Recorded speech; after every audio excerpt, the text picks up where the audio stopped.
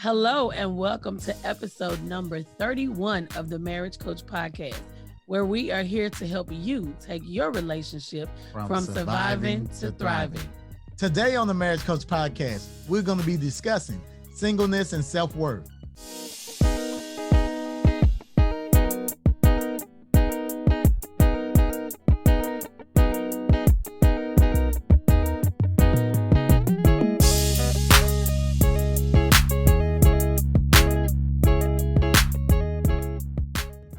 Jamila, we were talking about the importance of self-worth, and you and I had a conversation and we went into depth about how important it is, especially when you're single, to know your worth, know your self-worth. And when we were talking, you had a lot of interesting points about someone knowing their self-worth.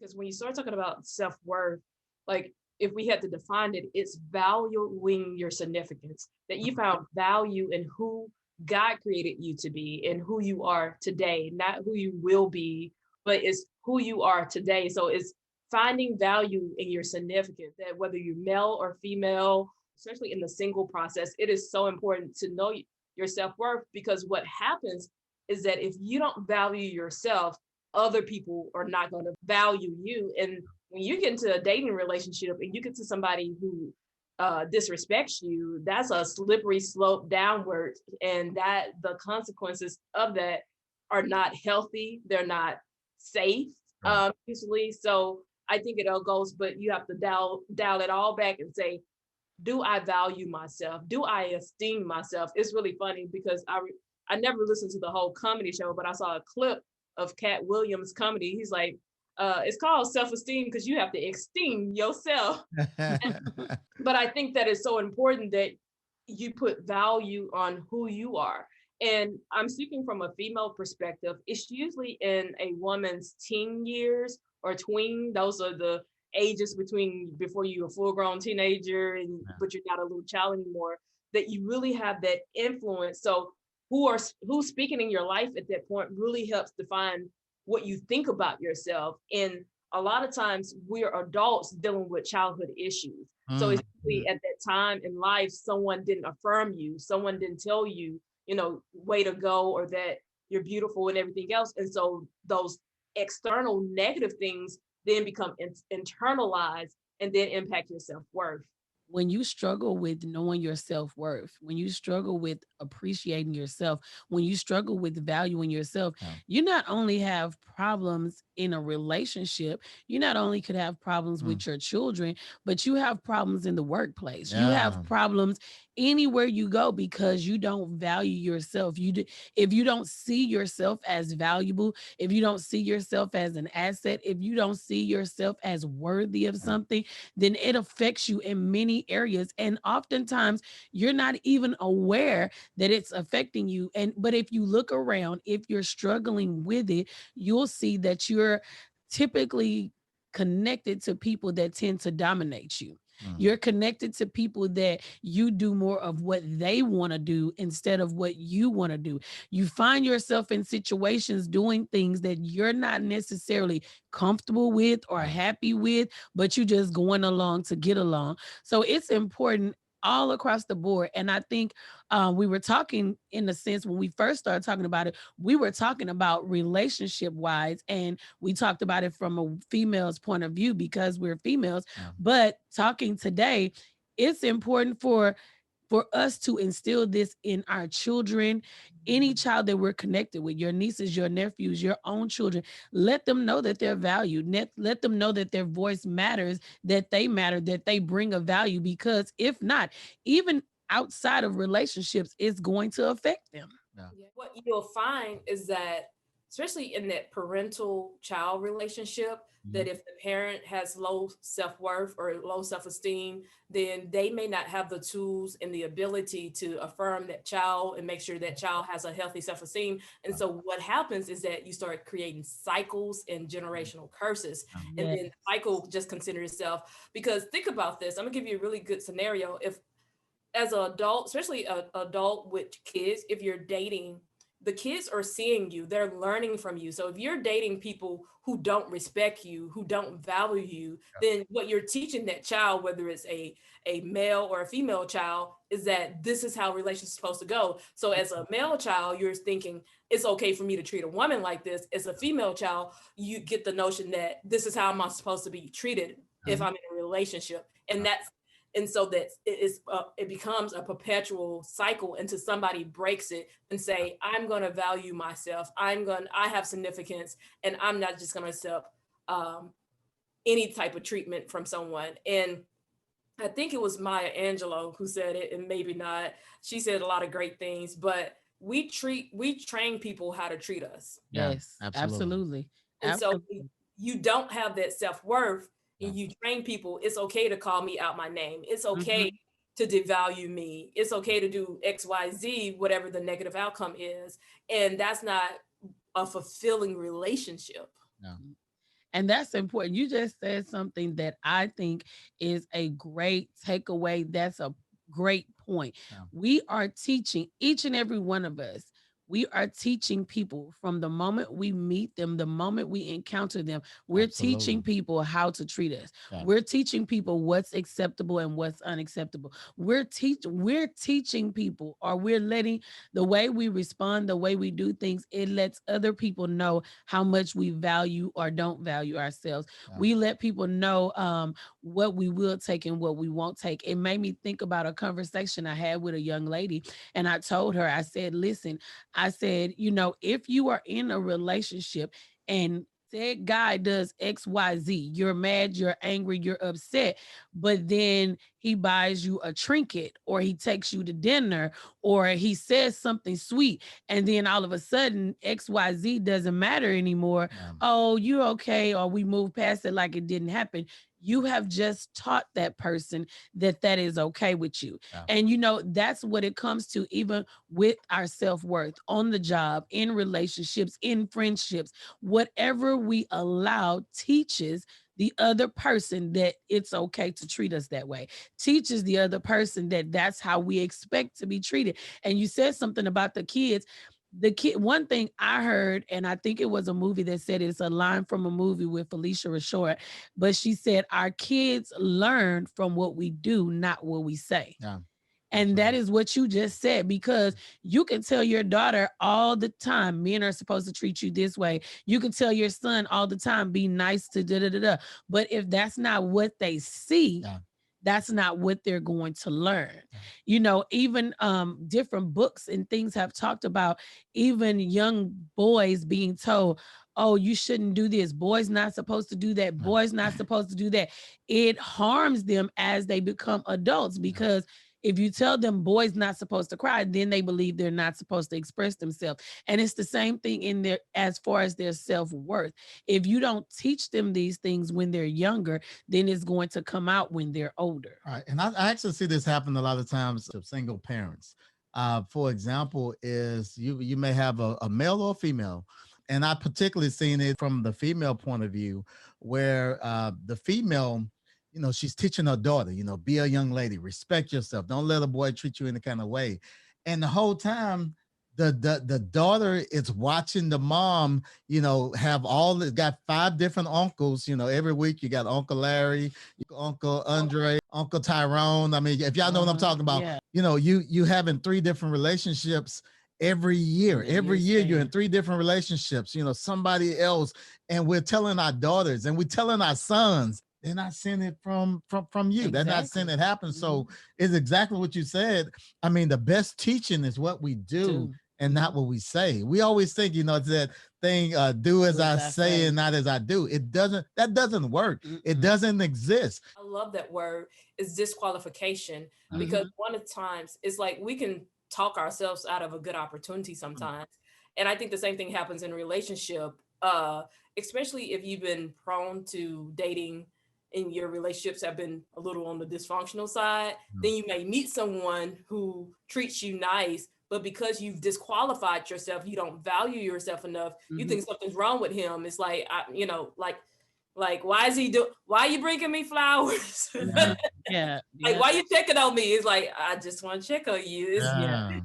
But I've actually talked to people who question some of my intentions, but it's because they had been in some dysfunctional relationships. And so my good intentions were questioned. I'm just like, I just want to say hi. Like, I'm just checking on you. There's like Major Pain. You plotting on me? What's your angle? It's like, there is no angle. And I'm see, just checking. that's a whole nother avenue. Yeah. That's a whole nother avenue because now you're talking about messing up a good thing because you've been in so much dysfunction Yeah. because of the lack of self-worth, because of even the thought that I deserve this, that I am worthy of this, that this is acceptable. If you've been mistreated for so long, you can become the idea can become common that this is how you're supposed to be Yeah. treated. So when somebody does something different, then that's dysfunctional. Yeah. That's not normal. Something up with you. You got some tricks up your sleeve. You're trying to hide something. When the reality is, no, you've been living in dysfunction, and now this is what's normal. So that's a whole different view, right And think there. about this. And when we're in relationship like this, what's basically happening is somebody valuing you Mhm. higher than you even value Value yourself. yourself. So Yes. that's why you can't deal with it. A lot of times we don't want dysfunction. So dysfunction is the only thing that feels normal to us. Mhm. When we get out of dysfunction and somebody treat us like a king or like a queen, we don't know how to take it. Why? Because I don't see myself as a king. And if I Mhm. don't see myself as a king and somebody treat me like a king, it's going to throw me off. Yeah. Yeah. But I wanted to share this because I was reading the other week and I saw this and I was like, wow, this is so impactful because I can be honest and say that I grew up with low self-esteem. I didn't value myself growing up. And even into parts of adulthood, I think I was probably into my uh, my third decade of living that I really started to value who I was. Yeah. But one of the things is that I had to shift my lens of seeing me the way that God sees me. And Mm. so when I ran across this, it just connected with me because it said low self-worth and self-esteem occurs when self-evaluation falls much shorter than God's view of oneself. And I Mm. think that's the source of it for me, especially as a believer in Christ, is that when I don't see myself the way God sees me, then I am not going to value myself and I'm not going to have a higher self-worth because I'm going to accept lower than what he has for me. And he only has the best for me. So when I apply that to a dating relationship, if I accept somebody cheating on me, all this other stuff, that's not God's best for me. Yeah. Mhm. Absolutely. So Absolutely. why would I accept that? Absolutely. That's good. Mhm. You said something just a few minutes ago, Jamila, when you said as a young person, you struggled with self worth. And the thing about it is, you had to do the work to come out of that, So even for those that may have, maybe we talked about parents, maybe your parents did not have the right tools. Maybe they didn't see themselves in their self worth. So they could not, like you said, they could not navigate things to tell their child or to show your child the importance of the self-worth, but you are evidence that you can still, as a young adult, as a person, you can still do the work to begin to see the worth in yourself. And Mm. I think that it's important when we talk about singleness and self-worth, in that time when you are not in a relationship, you're not in a marital relationship, that is a great time. We've talked about that on almost every single episode. That's a great time to do the work on yourself. The Bible tells us that we are fearfully and wonderfully made. I say this all the time when I talk to people. God uniquely designed each and every one of us. None of us are the same. I don't care if you have an identical twin. Y'all may look alike, but y'all are not the same. If you know twins, you know one is this way, one is that way. They are never the same because God uniquely designed each and every one of us, because every single one of us bring a certain value to the earth realm. And what happens is we find freedom Yeah. when we know what that value is. I'm married. I'm speaking from a perspective of a married woman, but I had to know my value in order for me to present my best self in this relationship. Yeah. Otherwise, there would always be a problem because I wouldn't know my value. And I think I would say the same thing that you said for myself. There was a time in my younger days when I did not know my value because I didn't even know you were supposed to value yourself. Yeah. I think sometimes we're even taught, oh, that's selfish. That's being self absorbed. That's being arrogant. That's thinking you're better than other people. No, it's me saying, I'm worthy. I'm worthy of being treated right. Yeah. I deserve a man that's going to treat me as I treat him. Yeah. I deserve someone that is going, friends that are going to respect me in the way that I respect them. I deserve managers and supervisors that are going to address me the same way I address them and show me the same respect that I show them. So when we see our value and know that God uniquely designed me to bring a certain value, because Sean brings something to the earth realm that nobody else can bring. Absolutely. Cedric brings something to the earth realm that nobody else can bring. Jamila brings something to the earth realm that nobody else can bring. The listeners, each and every one brings something to the earth realm that no one else can bring. And the moment that you know that, you will have a freedom that's beyond anything you've ever thought of, because it doesn't matter where you come from. It matters that you are valuable. Because when I think about this, we had a program at the church, and I normally do a conference called In Her Shoes. And that's because I want women to be blessed by the word and to see their value and everything of that nature. And each year I pick a jewel. And when I use diamonds, the idea that I shared with the women was, everybody loves diamonds. Where do you find diamonds? You find diamonds in the dirtiest places. They have to be located. You have to dig deep for them. You gotta want They're it. not just laying You on the gotta ground want and you just walk into a field and poop, there's a Yeah. flawless diamond. No, they mine for them. They go deep down in the earth. They go deep down into caves to get them. And then they get them and they polish them up, and then you see their beauty. And God has done that for us already. And even if we feel like we're still covered in dirt, we may have had some dirty situations in our lives. If we go to the one that created us and we begin to speak these things to ourselves, because I think it's important for us to say to ourselves, I'm valuable. I'm enough. I'm important. I'm significant. No matter what I look like, I'm beautiful, because I'm beautiful. I'm beautiful just the way I am, flaws and all, because what anybody else says doesn't matter. I'm wonderful the way God has made me. And if we step to what you said, what the creator said about me, when he looked at me and said, that's good. He created me in that way. And if I operate like that, then I'll see my value. And then I'm going to only want to associate myself with people that see my value, only connect myself with people that see my worth, only even be involved with people that can understand my worth. And this is not about somebody worshiping you or, putting you up on a pedestal. This is about respecting that you are worth something, that you have a value, that you bring something to the table, and they respect you in that manner. And it's important for us to know that. And when we know that, we'll find a freedom that we never can imagine. First takeaway is your value is your responsibility. Love that. Yeah, I love that. We're going to be in situations to where there may be negative influences, or, Yeah. even in this process, I've had negative words spoken to me, but I had to know who I am and not internalize that. And then two, the thing about having a great network of people is that when I shared that, then because they know how I feel about myself, they were able to align and reaffirm what I already said about myself. And so it was like parenting. I would say, although I heard that, this is who I know I am. And then they could tell me that back too, because they see, okay, that's who she is. So it is so true. You have to take that responsibility. And I think for me, the biggest responsibility that I took in getting to a place of healing to where I could value myself was going to counseling, because through the process of counseling, I had to do the work. I had to take ownership of how I was feeling.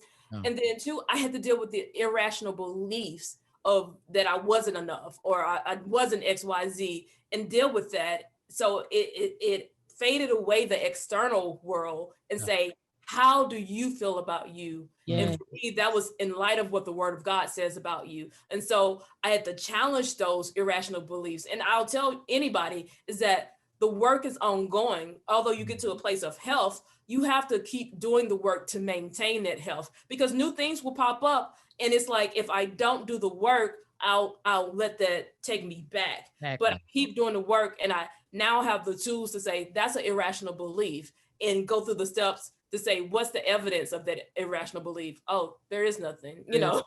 and go through that. But you do have to own that, because I'm responsible for me.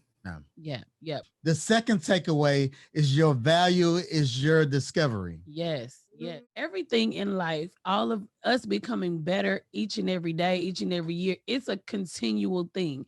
And so you have to discover, you have to be responsible that it's up to me. It's even like you said, you may experience negativity. It may have started when you were a child. There are people who've had parents or grandparents or someone close to them in their lives that have made them feel devalued, and sometimes knowingly or unknowingly, but at some point they had to take responsibility in order for them to come out of that. And then you have to do the work of discovering what my value is, what I believe about myself, what I see about myself, what I bring to the table. And you have to find comfort in your uniqueness as you discover what your value is. So as it's a constant discovery. It's like, I think about when he said discovery, I think about a trip.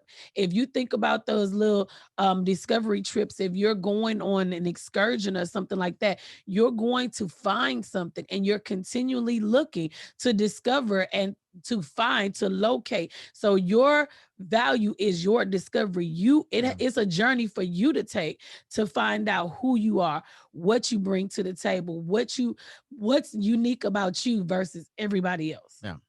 And I would interject too, because how your journey begins is not how it has to continue. Because I was bullied in elementary and middle school, and I think that really impacted me. And it's just like now in the moment I'm connecting that those experiences to probably why I didn't value myself as much, because when you're going through, and that was traumatic, when you're going through things like that, when you're constantly being harassed and picked on and bullied, then that does affect how you view yourself. Absolutely. But just because I started off like that, it doesn't mean that that's how I have to continue. I And love so it. I love it. I think that's, so it's discovery, and the journey is a process. And so it's like, it doesn't matter where you started off on your journey, as you continue on your process of discovery, that's where the growth happens. That's where it really gets beautiful and better, beautiful and better. Yes. So would you say that when you find the freedom of knowing that you have a value and your value is your responsibility, along that discovery, you begin to bloom. You begin to bloom and become who you were created to be. And you're continuing to discover yourself, even when it's things such as, I like this. I don't like that. I don't want to be treated this way. I don't want to be talked to that this way, that way. Oh no, I'm better than that. Like you even said, back removing yourself from a situation, having the withal within yourself as you're discovering yourself to know that, wait a minute, this is not for me. I need to exit. This is not for me. This person is not valuing me. All of that is continuing to grasp a knowledge, continuing to move forward and discover what is you and what's not you, what'll work for you and what not won't work for you. Right. And I think the key to discovery is what you said, the analogy with the diamond. We're talking about how far Deep. and what we do Yeah. to get the diamond. Yes. This is what, listeners, this is what we need to do for ourselves. Yes. We need to dig, because the true value that we have, you're not going to find it on surface level. And, we have to go deep. We have to go deep into ourselves. I mean, you have to be like a miner. You have to chisel, and find out who you really are, because discovering, and the truth of the matter is, we're going to be discovering for the rest of our life. Listen, I'm not there. Sean not there, Jamila not there, Marriage Coach Family is not there, but the whole goal is chiseling every day. Yes. We have to constantly chisel. Listen, first takeaway is your responsibility. Mm-hmm. Second, it's up to you to discover. You have to discover who you are. Mm-hmm. Go after who you are so you can represent who God has created you to be. Then people can treat you how you deserve to be treated. Absolutely. The last takeaway is your value is your deliverance. Jesus. Yes, yes, yes. Your value that Cedric, that's good. Because once we know our value, it delivers us from having to please other people. It delivers us from accepting things that we should not be accepting. I talked about just a few minutes ago, freedom. It releases you from other people's expectations. It releases you from that darkness that I'm not worthy of this, or this is the way things are supposed to be. It's a freedom. And when I think about deliverance, I think about freedom and walking in truth. Freedom and walking in truth. So now I'm free to walk in the truth of what God has created me to be. Versus, we talked about people bullying. We talked about the parents not being equipped. Maybe, parents not being equipped. We talked about dysfunctional relationships leaving scars. We've talked about a lot of things leaving scars that can affect someone's self-worth, the way they see themselves, the way they appreciate or don't appreciate themselves, the way they value or devalue themselves. A lot of times situations and circumstance affect those things, but your deliverance comes from the fact that you can move past this. Jamila, you said it best. Even if I started at that place that I had low self-esteem, even if I started at that place, which I said I didn't understand my value or what I could bring to the table, who I was. I did not fully understand that. And when I did not understand that, coming into the knowledge of that, it gives me a freedom from everything. For me, as a married woman, it gave me a freedom with my husband being in ministry. I don't have to be like every other first lady. I only have to be Sean. I don't have to be like every other pastor's wife. I only have to be Sean.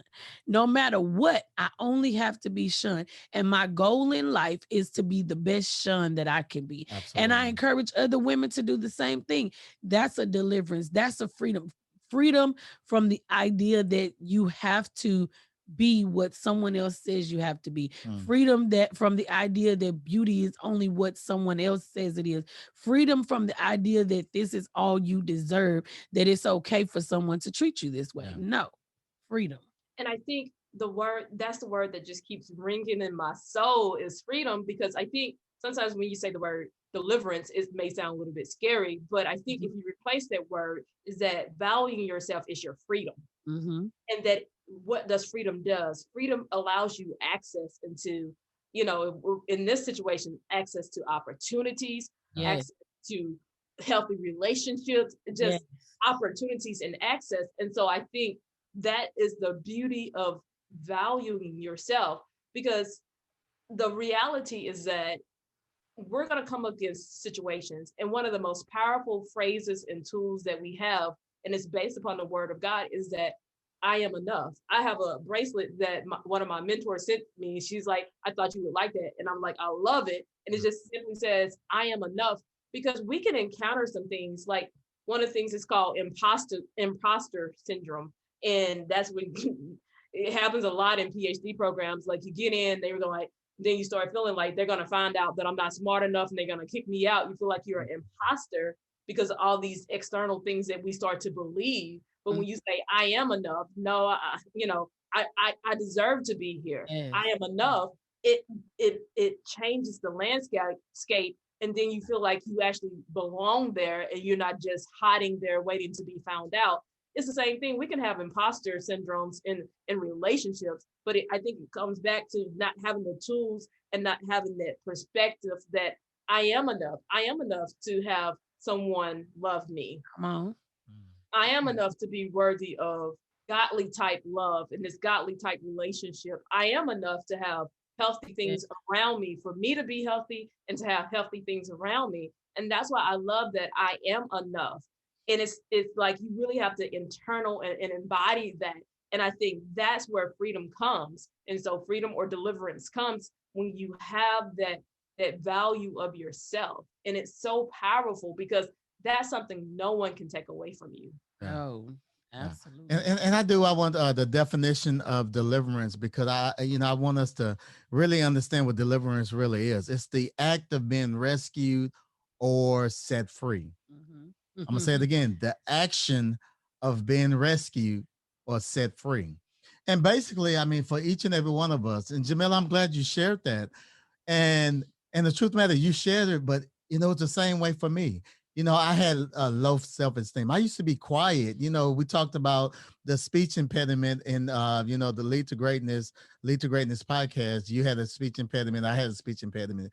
And that caused me to be quiet when I was young, because people used to make fun of the way I talk. Mhm. It was kind of twofold, because it taught me to I was quiet, but I also learned to be observant because I was quiet. And so I got two gifts out of that experience. But it made me feel a certain way. I felt a certain way about myself, even in grade school, especially in elementary. I failed the first grade. And man, can you imagine failing the first grade?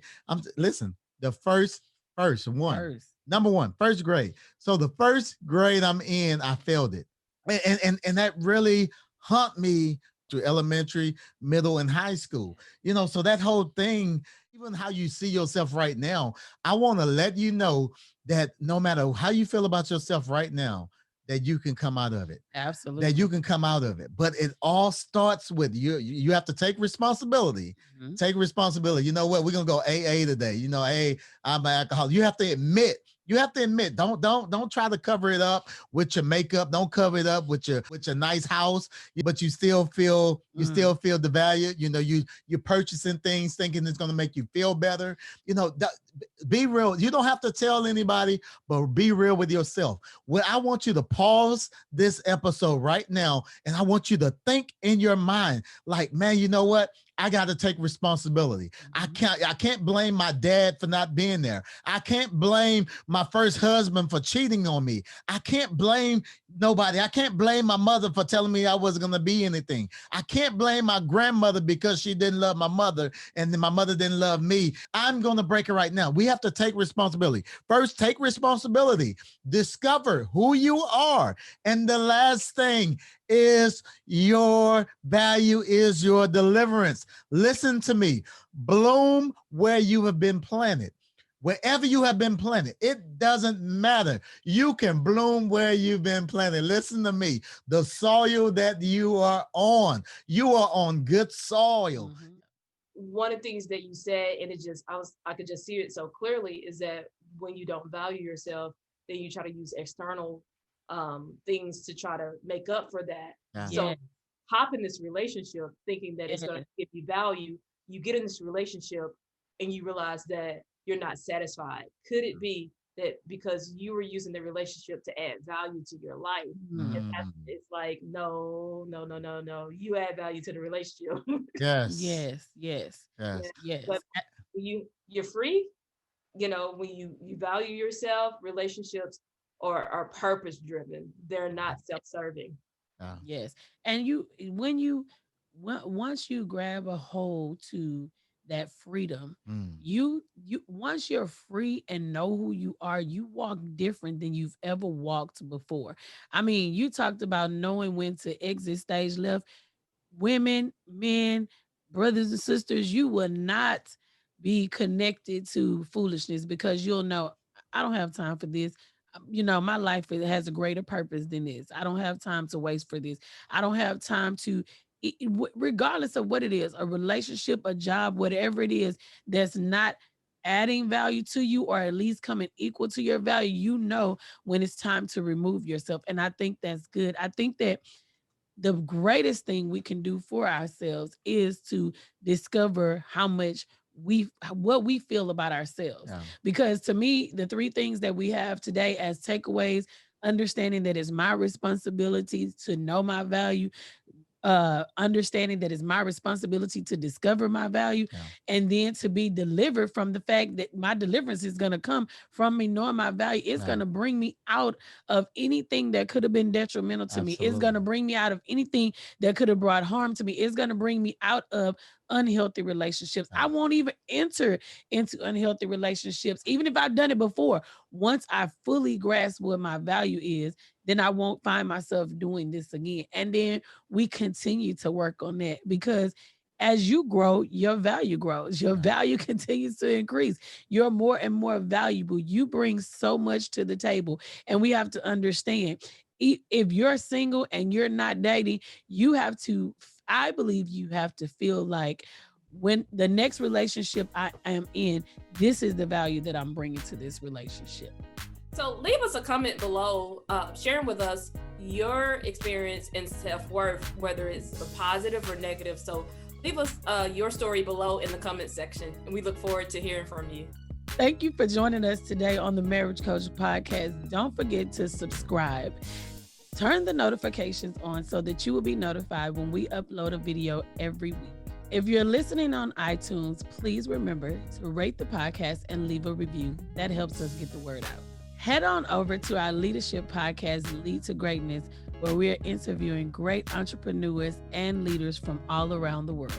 So we want to thank you so much for joining us today on the Marriage Coach Podcast. Looking forward to hanging out with you again on next week as we continue to help you take your relationship from surviving to thriving. Bye. See you next week.